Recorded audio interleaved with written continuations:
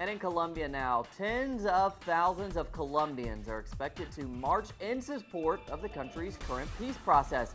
The event will also mark the 67th anniversary of the assassination of a renowned politician. And as our correspondent Natalia Margarita reports, his murder is considered by many to be the start of Colombia's long conflict. On the 9th of April 1948, prominent political leader Jorge Eliezer Gaitán was gunned down. Back then, Victor was just 1 year old, but still vividly remembers and with deep sorrow the love and admiration his father felt for the liberal politician. Gaitán was an educated man in every single field. My father taught us how his assassination was motivated by envy because Gaitán wanted a dignified country, a divine country, very different from the one we are currently living in.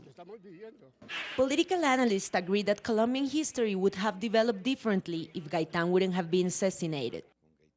His death was a turning point in history. I believe that if Gaitán, who was a popular leader for the masses, was still alive, democracy could have been deepened.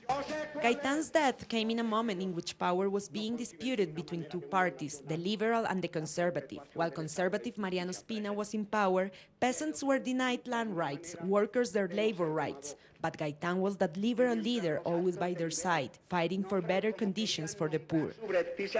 And that led to Gaitán gaining significant importance in the wake of the coming elections.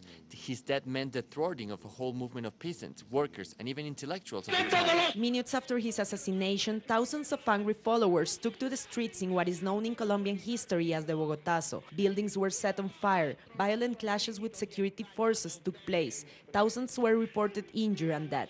The turmoil rapidly expanded to other regions and rural areas. It was just the beginning of a period of widespread violence. What in Colombia's history is known as the violence between liberals and conservatives, in reality was a war between the dominant classes against the people of the rural areas. The truth behind Gaitán's assassination was never clarified. However, the episode is remembered among Colombians as a political crime orchestrated by those who were in power at the time. His death exposes the way in which Colombian elites and dominant classes prevent, at whatever cost, that an alternative political project can emerge and consolidate itself in this country. He was an extremely well-prepared man. He came up with great ideas, and that's why for the politicians at the time, he was not seen as a positive way. That's why they assassinated him. Right here in downtown Bogota, the charismatic leader and politician Jorge Eliezer Gaitán was assassinated in 1948, 67 years ago, on April the 9th, a day that since 2011 has been declared as the National Day for Memory and Solidarity with the victims of more than 5 decades of violence and conflict in Colombia. Natalia Margarita, Telesur, Bogota.